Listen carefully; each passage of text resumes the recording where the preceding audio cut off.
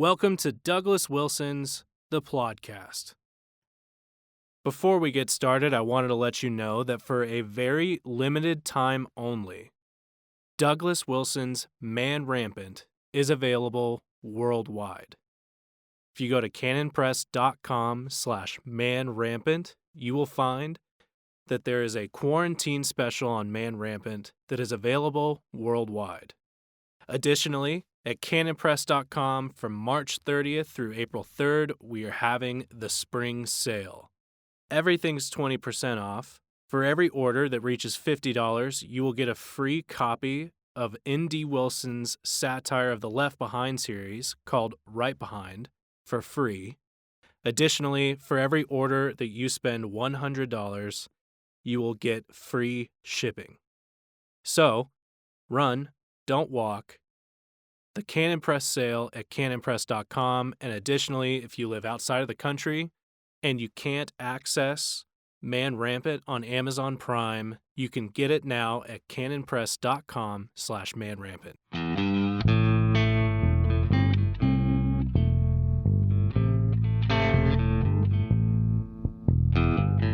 Yes, God. God don't never change. He's God. So, welcome to Plodcast, episode 135. Good to have you here. Thanks for listening. So, I talked a little bit about COVID-19 last time, and I wanted to talk a little bit more about it today. Not about the virus so much as the impact of the virus and the impact of the reaction to it on our presidential politics. So, here's the problem. You would have to have a peculiar turn of mind. You'd have to have a really conspiratorial frame of mind to think that somebody somewhere said the Russian collusion story did not work. Release the virus. So I don't think there was anything like that. At the same time, we not only live in political times, we live in hyper-political times, and everywhere you go, there you are. You don't give up your framework. You don't give up your worldview. You don't give up the way you look at the world simply because you're in the middle of a crisis. I saw that just yesterday, the Democrats in the Senate defeated a relief measure because it didn't include money for bailing out Planned Parenthood clinics. So, in California, in shutting down all the various non-essential businesses, marijuana dispensaries remain essential. Abortion clinics remain essential.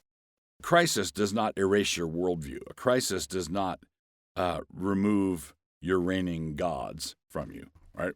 So the Democrats remain Democrats. Progressives remain progressives. The conservatives remain conservatives for the most part, except for a trillion here and a trillion there. They're not being all that conservative, but be that as it may.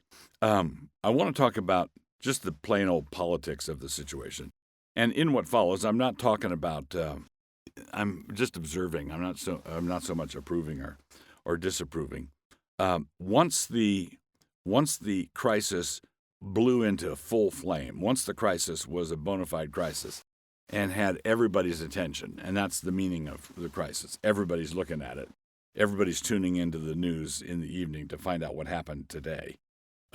Once the crisis blew up into a regular old crisis, the Democrats have been doing absolutely everything they can think of to do to turn Donald Trump into Herbert Hoover.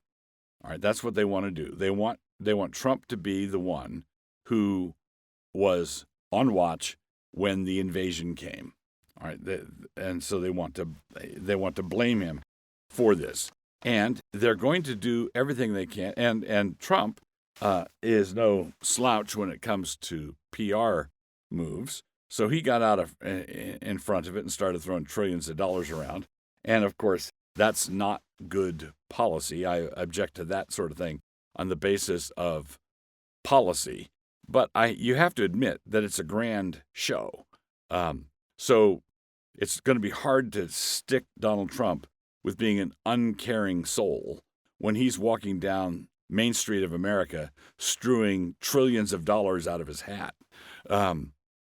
So and again, that's not a good idea. And if he had been fiscally responsible in that moment, he would have been hammered for being a Scrooge. So they're gonna have a hard time hammering him for that, because I think Trump got out ahead of them politically. Whether he got out ahead of them fiscally is another question, because fiscal realities are operating on their own timetable. Math, well, at a certain point, we have to say that math doesn't care.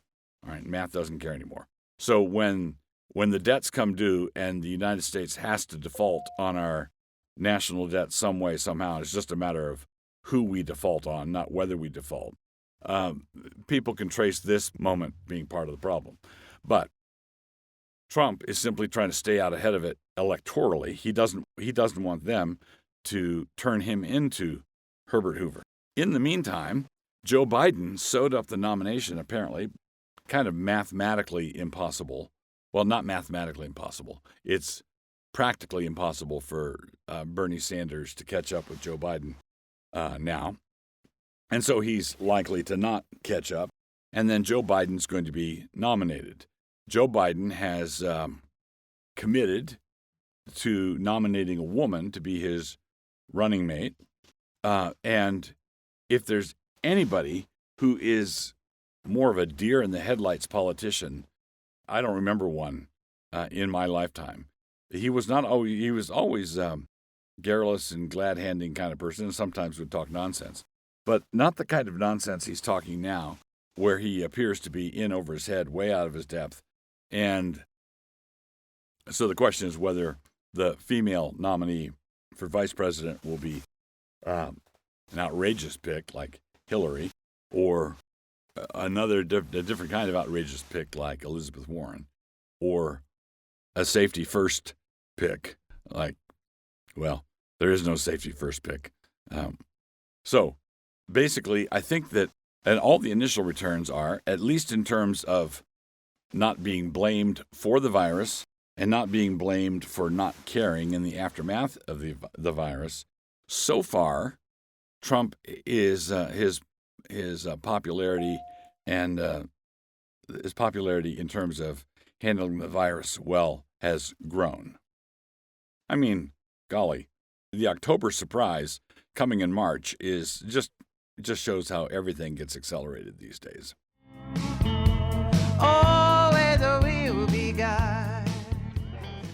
So we continue with Plodcast episode 135. In the previous installment, we talked about the verb that means to behave in an unseemly manner. Now we come to the thing itself, askemosune. Askemosune. This is rendered in one place as that which is unseemly, and in another place as shame. The first place is found in the Apostle Paul's robust rejection of homosexual behavior. And likewise also the men, leaving the natural use of the woman, burned in their lust one toward another, men with men working that which is unseemly, and receiving in themselves that recompense of their error, which was meet. Romans 1:27. Some modern folks want to say that the gag reflex, when it comes to homosexual perversion, is itself the problem, some kind of homophobia. But Paul gives this kind of thinking the back of his hand. Men with men work, quote, that which is unseemly. It is not fitting because it does not fit. In the second passage, which is from Revelation, we are told that the spirits of devils, in the shape of frogs, come out of the mouths of the dragon, the beast, and the false prophet, in order to gather everyone for the great battle of Armageddon. In this context, we are told that the believer must walk faithfully in the light of the Lord's sure coming, and how he must take care not to believe the lies. Revelation 16:15, Behold, I come as a thief. Blessed is he that watcheth and keepeth his garments, lest he walk naked, and they see his shame. There's our word there, and they see his shame. If he believes the lies, his shame will be exposed as he walks naked. God don't never change. The book I'd like to review for this go-round is Genghis Khan and the Making of the Modern World by a gent named Weatherford. Genghis Khan and the Making of the Modern World.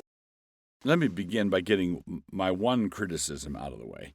When Weatherford talks about the making of the modern world, he is basically talking about how the Mongol Empire was the conduit by which a lot of the innovations, that practical, inventive innovations from China, made their way to the West. And there were many examples of it, from battlefield tactics to weapons of war and so on.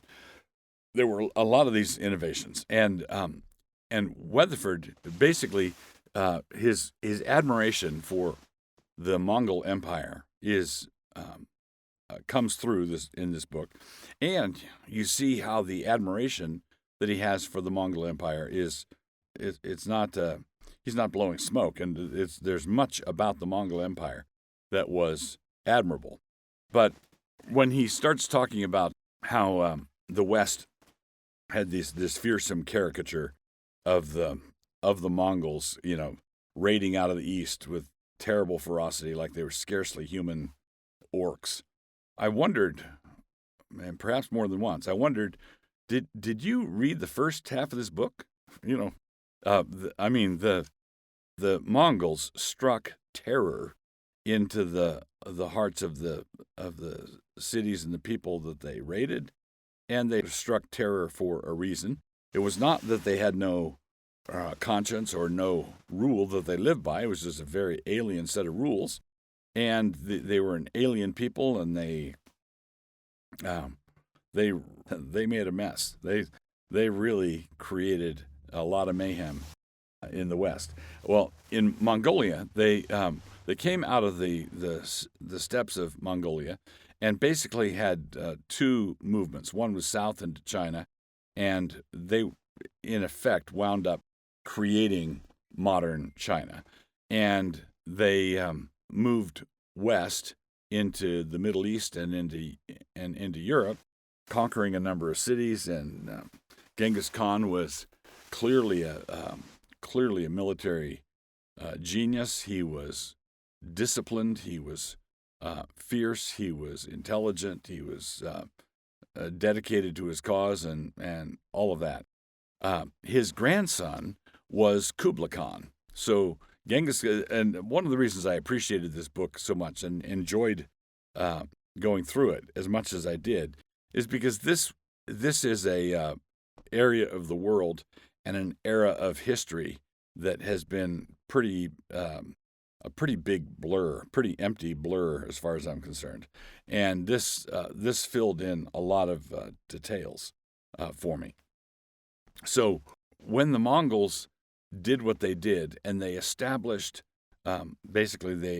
established a source of revenue. They were a very poor people in the steppes, and they conquered these Chinese cities, and they conquered European cities, and the goods began to flow back into Mongolia. They became very wealthy. I'll put it, they became very rich. There's a difference between being rich and being wealthy. You're wealthy when you own the means of production. You're rich when you have a lot of stuff. So the Middle East, sitting on lots and lots of oil, they're rich, but they're not wealthy because they don't have means of production. They're not able to, they're not going to be able to sustain it once in the words of Jethro Tull, when the oil barons drip dry. So when that happens, they're going to be all out. Well, the Mongols were incredibly rich as a result of all these conquests, these waves of conquest. They gave no quarter, or if someone double crossed them, if someone went back on their word, they gave no quarter.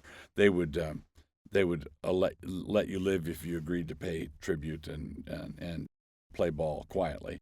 Basically, if you read this book, you will come to admire Genghis Khan, who was, in fact, a murderous thug, but a murderous, talented thug. When he was just a boy, he murdered his brother, for example. And a lot of the details of this come from a secret history that was buried and hidden and lost for many, many centuries, and just recently has been put back into circulation, and a lot of these things have been pieced together. So if you want to learn where modern China came from, if you want to learn how the Mongols united and sort of created modern China, if you want to read how the Mongols established trade routes and how they invented paper currency, and they invented inflation, and they invented all kinds of things, and it was the Mongol trade routes that were the conduit for the Black Plague moving east to west into Europe. There is a lot of rich information here. It's just a very enjoyable read.